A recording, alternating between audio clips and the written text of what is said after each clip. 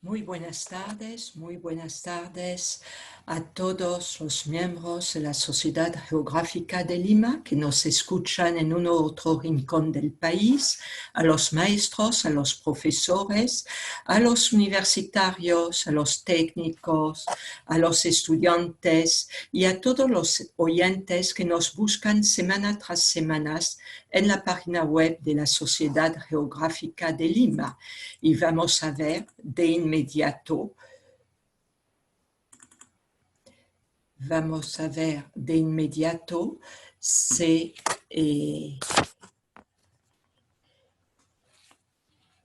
de qué trata esta reunión, este quinto martes, que es el 12 de mayo. Quien les habla es Nicole Berneck, soy geógrafa, profesora de la Pontificia Universidad Católica del Perú, miembro de la Sociedad Geográfica de Lima desde 1980, actualmente su presidente. Hoy me toca presentarles la quinta conferencia del 33º ciclo anual de actualización de conocimientos sobre la malnutrición en tiempo de COVID-19. Sin embargo, antes queremos recordar los aportes de la Sociedad Geográfica de Lima en el campo de la nutrición.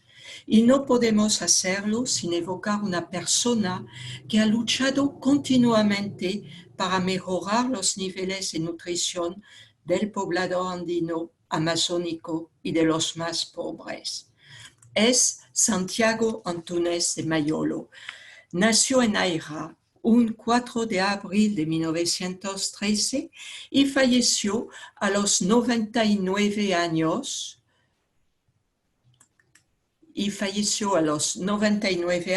en Lima el 23 de mayo de 2012.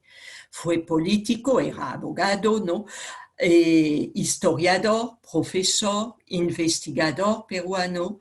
Hizo sus estudios escolares en la Universidad Mayor de San Marcos y luego se graduó en Historia. Ejerció como profesor en su alma mater. A los 25 años asumió el cargo de diputado por Ancash en el Congreso de la República para el periodo 1939-1945, continuando luego hasta 1948 al darse el golpe de Estado por el general Odría. En banca ha sido gerente del Banco Minero y ha sido apoderado general del Banco Central de Reserva. También fue asesor del Ministerio de Agricultura en uno de los más grandes proyectos de la Amazonia, el proyecto Alto Mayo. Fue miembro fundador del Consejo Nacional de Investigación, hoy CONCITEC. Ha sido presidente en 2 periodos y presidente honorario de la Sociedad Geográfica de Lima. Dedicado al estudio de las plantas nativas y de su valor, fue defensor de la biodiversidad y del cuidado del entorno físico y natural. Entre muchas obras, publicó Nutrición en el Antiguo Perú, Regeneración de agua y suelo, Sistema precolombino de previsión del clima, Guía para la planificación familiar. Ha editado 43 volúmenes sobre el Perú y su geografía y 57 volúmenes para la formación de padres y maestros en educación, formación y desarrollo del niño en los periodos más críticos, es decir, desde la gestación hasta los 6 años de edad. Uno de sus más importantes descubrimientos ha sido el Sacha Inchi, planta conocida como el maní peruano y originario de nuestra Amazonia, abundante especialmente en el Brae. Ha sido utilizado desde el tiempo de los incas por sus múltiples beneficios y contó don Santiago Antúnez de Mayolo, que lo descubrió cuando él estaba en el Bajo Mayo, en este pueblito de Nueva Cajamarca, porque ahí pudo observar un grupo de aguarunas que consumían a este producto que parecía maní del Inca o maní de los Chancas. Él llevó unas cuantas semillas a la Pontificia Universidad Católica del Perú, donde le dijeron que contenía omega. Y luego él hizo ratificar este resultado en Alemania. El sachainchi es rica en fibra y omega y puede consumirse, ustedes bien lo saben y seguramente lo han probado, en aceite, en grano o bajo forma de harina y nutre nuestro organismo y nuestras neuronas. Por eso, en este periodo tan especial, donde el acceso a las bibliotecas no es autorizado, la Sociedad Geográfica de Lima se complace en ofrecer a todos los oyentes el PDF de las conclusiones del libro de Santiago Antúnez de Mayolo sobre la nutrición prehispánica y la contemporánea. Como de costumbre, pueden descargarlas en nuestra página web. Aprovecho la oportunidad para agradecer todo el equipo sin el cual no sería posible esta transmisión de videoconferencia, a la señora Gina Sandoval, al señor Jorge Sosa, al señor Pachas y a la señorita Flor Anglas por su trabajo y su apoyo. Hoy tenemos el gran honor de recibir a un insigne profesional y científico, el doctor Carlos Manuel del Águila Villar, jefe del Servicio de Endocrinología y Metabolismo del Instituto Nacional de Salud del Niño, conocido como Hospital del Niño. El doctor del Águila es pediatra endocrinólogo con maestría en nutrición y doctorado en medicina. Es jefe del Servicio de Endocrinología y Metabolismo del Instituto Nacional de Salud del Niño, profesor principal de Bioquímica, Nutrición y Fisiopatología de la Facultad de Medicina de la Universidad Nacional Federico Villarreal, profesor de posgrado de Nutrición Pediátrica en la UPC, miembro emérito de la Sociedad Peruana de Pediatría y miembro de la Sociedad Latinoamericana de Endocrinología Pediátrica. Tiene múltiples trabajos de investigación publicados en revistas nacionales e internacionales indexadas sobre anemia, desnutrición, obesidad en el niño, entre otros temas. Suele multiplicarse y compartir sus conocimientos en muchas facultades de medicina de nuestro país. Está luchando junto a tantos médicos en estos momentos críticos del COVID-19. Por eso, quiero reiterarle el profundo agradecimiento de la Sociedad Geográfica de Lima, de todos los miembros de la Comisión Administrativa de la Sociedad y el mío propio, por haber aceptado compartir con nosotros sus conocimientos. Lo acogemos con un fuerte aplauso virtual. Muchísimas gracias, doctor del Águila. La palabra es suya. Vamos a realizar esta charla denominada Malnutrición en tiempos de COVID-19. Agradezco a la Sociedad Geográfica de Lima por permitirme estar con ustedes y tratar de hacer un análisis del significado de la malnutrición en tiempos de COVID. Para ello es necesario recordar algunos conceptos que son importantes y que justamente diferencian al niño del adulto. Un patrón de crecimiento normal es la mejor evidencia de que el estado de salud del niño adolescente es bueno. Responde a un potencial genético, se expresa plenamente, pero cuando las condiciones medioambientales son favorables. Entonces, aquí hay que recordar que una manera de evaluar si el niño está sano es si el niño crece. Pero ese niño va a crecer siempre y cuando las condiciones medioambientales le sean favorables en las diferentes situaciones que puedan ocurrir a lo largo de su vida. También es necesario recordar factores condicionantes del crecimiento. El más importante, el genético. Quizás porque es el factor determinante.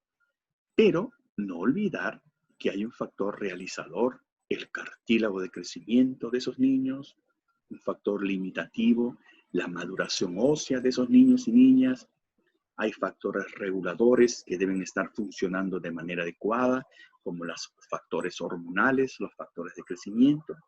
Y dentro de los factores permisivos, podemos visualizar que la nutrición es un factor quizás de los más importantes a considerar. Y por supuesto, dentro del contexto de lo que rodea al niño. Otros factores psicosociales, factores ambientales, nivel socioeconómico, número de hijos, clima, altitud y otros condicionantes que podemos ir analizando. De igual manera, es importante considerar que hoy en día la nutrición infantil no solamente tiene por objetivo cubrir necesidades nutricionales, evaluando la antropometría, el peso y la talla del niño para que el niño crezca o no crezca, suba de peso o no suba de peso, sino que ahora la nutrición infantil va mucho más allá, además del impacto en el desarrollo, la salud futura, y a eso se denomina crecimiento saludable, es decir, fomentar, propiciar, facilitar que esas condiciones medioambientales favorezcan un crecimiento saludable, es decir, un niño que se convierta en un adulto sano, especialmente sin enfermedades crónicas no transmisibles. Y esa es una parte importante que uno no debe olvidar. No solamente que el niño aumente de talle, sea más alto, más bajo, sino que al final esté sano. Muchas maneras existen de identificar cuáles son esas etapas críticas, las que marcan ese camino del niño hacia un crecimiento saludable. Y todos están de acuerdo que una manera de establecer ese factor, esa etapa crítica, es justamente viendo la velocidad de crecimiento y el riesgo nutricional. Es decir, aquella etapa donde el incremento de velocidad de crecimiento se evidencie, esto va a incrementar los requerimientos nutricionales y esto a su vez incrementar el riesgo nutricional que pueda al final afectar esa velocidad de crecimiento. Esto en términos sencillos implica que en las etapas donde el niño crece a mayor velocidad tiene más riesgo a deficiencias nutricionales. Por ello se identifican la etapa del embarazo, generalmente el segundo y tercer trimestre, los primeros 2 años de vida y la pubertad. Mucho se habla hoy en día de los primeros 1000 días como etapa crítica. Asegurar que ese niño esté bien los 270 días de gestación, asegurar que ese niño o niña pase de la mejor manera su primer año de vida, los 365 días, y por supuesto en el segundo año los otros 365 días. ¿Por qué? Porque muchos aspectos de la salud están programados durante estos primeros 1000 días, como el sistema endocrino, el sistema digestivo, el sistema inmune y sobre todo el sistema nervioso. De esta manera es que se enfoca las etapas críticas y uno tiene el deber de asegurar que el niño pase de la mejor manera independientemente de las condiciones en que se encuentre la sociedad o un país. La OMS ha demostrado hace muchos años atrás, cuando realizaba sus curvas de crecimiento, que todo niño, cuando es bien cuidado, y ya vamos a ver qué cosa es un niño bien cuidado, todos los niños crecen de la misma manera. Esto demuestra la importancia de tener en cuenta esos factores que fueron tomados en cuenta en la OMS. ¿Cuáles han sido esos estándares de crecimiento de la OMS que favorecen ese crecimiento saludable? Ustedes pueden ver en la gráfica la nutrición óptima, es decir, fomentando lactancia materna exclusiva, asegurando alimentarios complementarios adecuados a energía y proteínas cuando el niño comience a comer sólidos a partir del 6º mes. Recuerden que la lactancia materna asegura energía, proteínas, vitaminas y minerales. Y lo que pasa al 6º mes no es que la lactancia o la leche no sea de adecuada calidad, sino que esa leche no es suficiente en volumen y tiene solamente defecto en calidad. Por eso es que tiene que complementar con alimentos sólidos. En segundo término viene el ambiente óptimo. Ausencia de contaminación microbiológica, por supuesto, la higiene. El acceso de agua y servicios básicos, importante para ese ambiente óptimo. La ausencia de tabaco y fumar, por supuesto. Y por último, el acceso óptimo a cuidados de salud, inmunizaciones, buenos estándares de cuidado pediátrico. Todo eso son considerados por la OMS para asegurar un crecimiento saludable. Indudablemente los genes cada vez cobran mayor importancia y esto uno lo visualiza en esta gráfica que conforme aumenta de edad quizás influye un poco más que los factores ambientales. Por eso es que un grupo de riesgo en la cual uno tiene que tomar en cuenta más aún los factores ambientales son los primeros años de vida que marcan el camino hacia un crecimiento saludable. De tal manera que si bien es cierto existe un potencial genético, nosotros tenemos que asegurar un ambiente adecuado en el cual ese niño aflore toda su carga genética, porque los ambientes que no son ideales o los que pobremente enfrentan los niños en algunas situaciones de crisis sanitaria como esta, puede llevarla a una malnutrición. Y no olvidar que el aspecto quizás más grave es que si no aseguramos la condición nutricional en base a todo lo que hemos mencionado, especialmente los primeros 2 años de vida, que son los primeros 1000 días, esto va a ocasionar algún deterioro en el desarrollo del sistema nervioso central. Porque recuerden, justamente en esta etapa es la etapa donde el cerebro, el sistema nervioso central, crece aceleradamente y por lo tanto ofrece una ventana de oportunidad para la intervención nutricional y evitar que ese niño se alimente mal y asegurar que ese niño tenga un sistema nervioso central maduro y seguro. Son pues durante estos 1000 días el periodo crítico donde no solamente es determinante el crecimiento fetal, desarrollo cognitivo, retardo del crecimiento, obesidad subsecuente y enfermedades crónicas no transmisibles en la adultez, sino ustedes pueden ver que hay cierta dificultad de revertir la talla baja o retardo del crecimiento después de los 2 años. Inclusive se habla de un cálculo aproximado de una pérdida de 3.2 centímetros en estatura adulta por cada disminución de Z-score de talla-edad a los 2 años. ¿Esto qué quiere decir? Si nosotros tenemos la evidencia de esos efectos deleterios en esta etapa crítica, va a ser muy difícil recuperarlos posteriormente. Por eso es que tenemos que identificar esos factores de riesgo, tenemos que identificar esas condiciones que no son adecuadas, especialmente cuando se someten al niño a algunas durante epidemias o aislamientos sociales para asegurar que ese niño crezca saludable. Y por supuesto, un inicio adecuado es un principio en pediatría, fomentar la lactancia materna exclusiva. ¿Y por qué? Porque la leche materna es el inicio del camino hacia un crecimiento saludable, porque asegura niveles adecuados de energía y proteína de la leche materna, beneficios inmunológicos que van a ayudar a que ese niño tenga buenas defensas y evitar que se enferme. Otros factores que favorece la lactancia materna es que permite al niño autorregular el volumen de la alimentación y eso es muy importante en su conducta alimentaria saludable posterior y por supuesto el nivel socioeconómico de los padres, porque la leche humana no cuesta.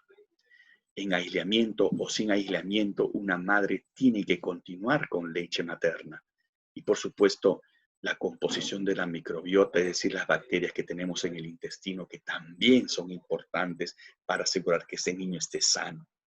Entonces, si hablamos de iniciar este camino, es con lactancia materna exclusiva. y luego continuar con una alimentación complementaria como base para asegurar la continuidad hacia un adulto sano, porque ello influencia grandemente en el crecimiento y desarrollo de la salud del niño. Ayuda a los niños en la exploración de diferentes sabores, ayuda al niño a establecer el umbral para los gustos dulces y salados en niveles más bajos durante la vida posterior. Es decir, etapas claves que van a asegurar de alguna manera no solamente la conducta alimentaria del niño saludable, sino también evitar que ese niño, cuando se convierte en adulto, tenga más riesgo de enfermedad. Recuerden, hay muchas condiciones de riesgo que hoy en día se ponen digamos, se exponen, por ejemplo, la obesidad, hipertensión, diabetes, que son justamente el personal en riesgo hoy en día en esta pandemia, pero son personas que tienen enfermedades que quizás pudieron ser evitadas cuando estas personas eran niños. Por eso que uno tiene que retroceder a la etapa pediátrica cuando uno habla de prevención. Miren lo que sucede en niños lactados en el Perú. Estos son los niños que tienen los cuadraditos blancos y los norteamericanos los cuadraditos oscuros. ¿Cuál ha sido siempre el problema en el país? Es que alrededor de los 6 meses, cuando inicia la alimentación complementaria, es que se inicia el deslizamiento de la curva de los niños peruanos hacia abajo. Acá es muy importante asegurar que el niño complemente adecuadamente, especialmente energía, para evitar esta desaceleración en la velocidad y curva de crecimiento que va a mermar no solamente la expectativa de talla, sino que va a convertir ese niño proclive a alguna enfermedad crónica no transmisible.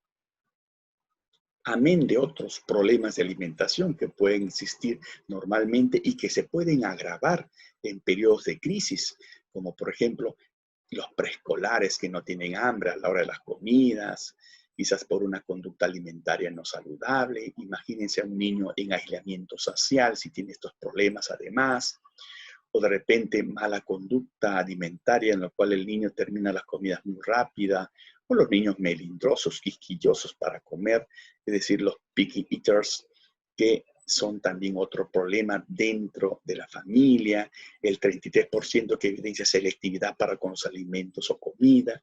Es decir, se puede sumar cualquier otro problema de alimentación a un momento de crisis, a un momento de aislamiento en un hogar clásico.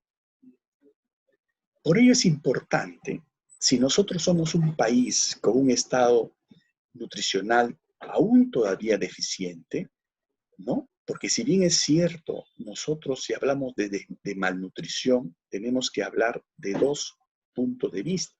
La malnutrición por defecto, que es la desnutrición crónica, y la malnutrición por exceso, que es la obesidad.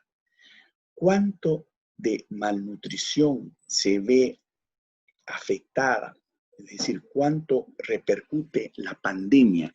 ¿Cuánto repercute este aislamiento social en esta desnutrición crónica, en el estado de obesidad de los niños peruanos?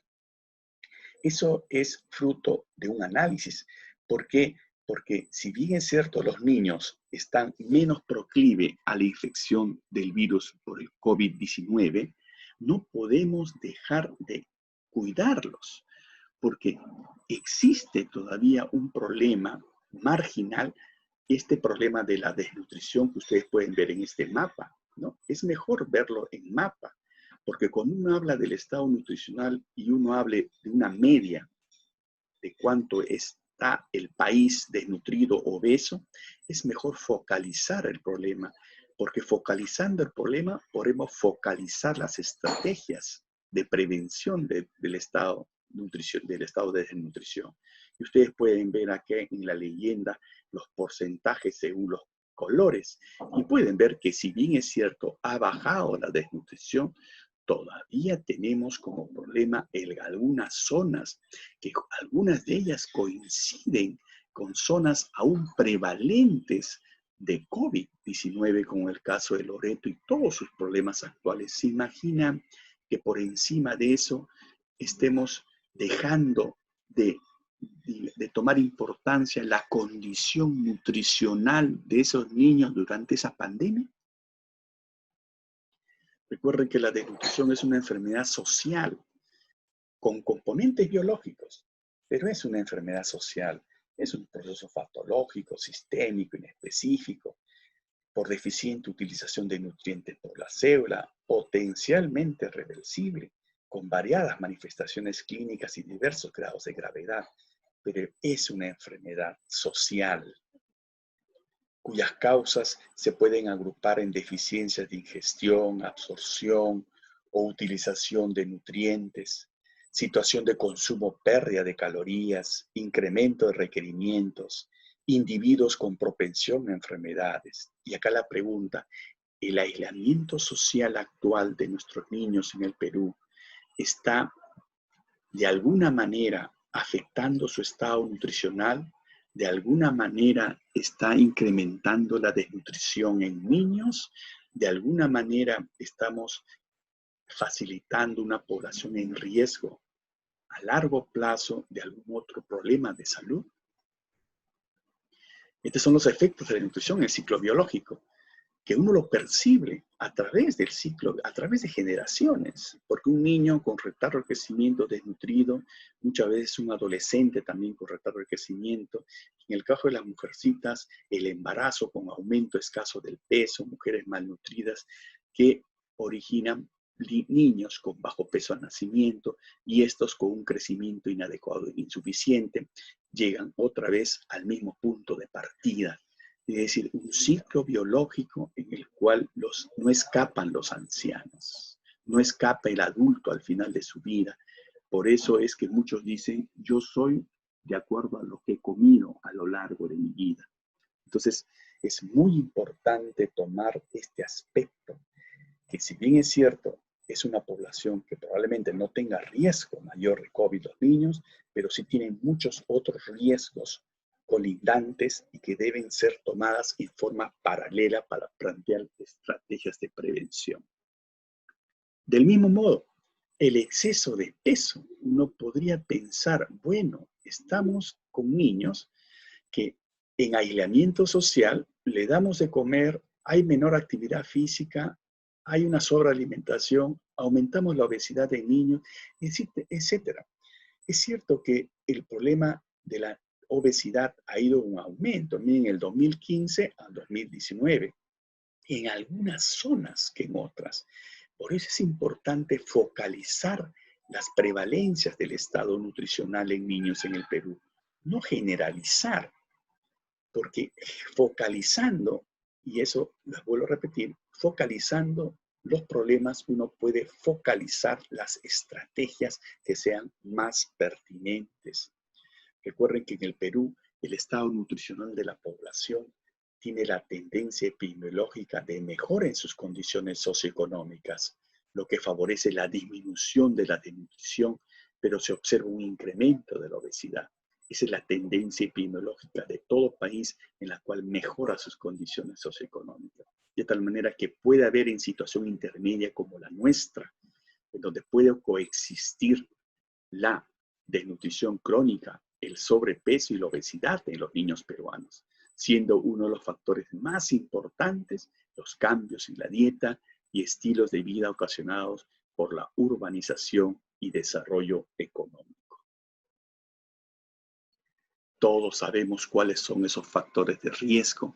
Hay factores genéticos, por supuesto, hay factores epigenéticos y conductuales, pero están los factores ambientales, que son lo que nosotros debemos analizar en esta perspectiva actual. Los factores conductuales y ambientales son más fácilmente modificables durante la infancia. Por ello son el foco de la intervención clínica. De ahí la importancia de identificar factores de riesgo de obesidad en la población pediátrica. Lo sabemos, los antecedentes familiares, los malos hábitos de alimentación y el sedentarismo, entre otros. Pero hoy en día cobra mucha importancia ver que otros factores ambientales hacen que ese niño pueda afectar su estado nutricional. Por eso que la profesora Henrietta Ford, directora ejecutiva de UNICEF, nos habla de una malnutrición oculta durante la pandemia del COVID. Es decir, nos dice que no dejemos que los niños sean víctimas ocultas de la pandemia del COVID. ¿Y por qué víctimas ocultas? Porque no son niños, no es una población que esté en riesgo mayor al COVID-19, como ustedes saben. Pero eso no significa que dejemos al lado a estos niños en las estrategias de combate contra el COVID-19. No contra el virus, sino para evitar su merma en el estado nutricional. El 99% de los niños del mundo vive con algún tipo de restricción del movimiento relacionado con la pandemia. Y eso ya ustedes imaginarán que afecta a su estado de salud. El 60% vive en países en aislamiento total o parcial. Por eso nos menciona que en estos momentos el mundo está unido en una batalla común contra un enemigo invisible.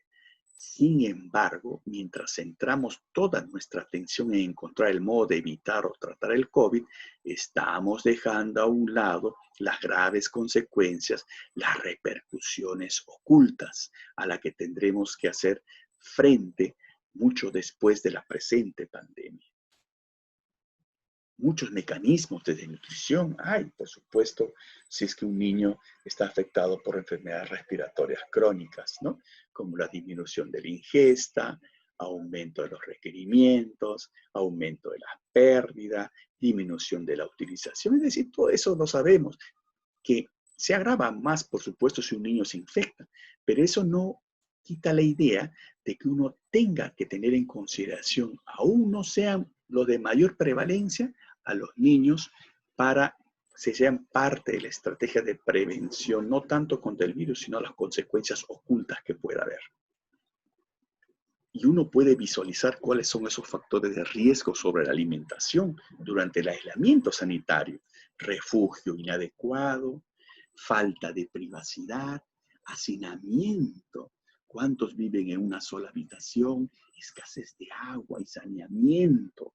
¿Cuántos niños viven en núcleos familiares y no pueden sencillamente lavarse la mano? No tienen disponibilidad de agua, un servicio básico, escasez de alimentos, servicios de salud deficientes, interrupción del abastecimiento de alimentos y un ambiente inseguro que agrava más el problema.